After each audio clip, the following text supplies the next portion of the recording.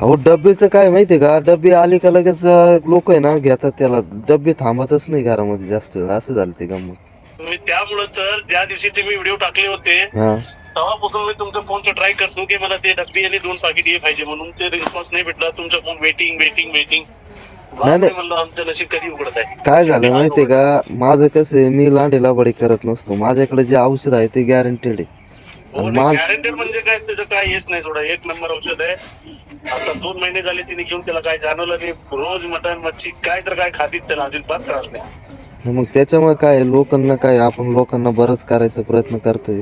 आणि हा आजार लय वाईट आहे हो, लय बेकार आजार आहे. सगळं असं आपण मूळव्याध नसावं.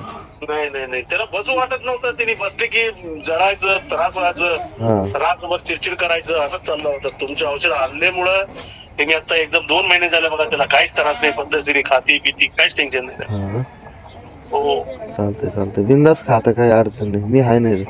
हो हो, मी तुम्हाला पैसे पाठवून ठेवतो. कसं आहे, लक्षात नाही राहणार हो. तुम्हाला आता डब्बे पाहिजे म्हटल्यावर जरा डब्बे आज येईन तर उद्या येईन ना. मला 1 तारीख पाहिजे. 1 तारखेला गावाला जाणार आहे मित्र.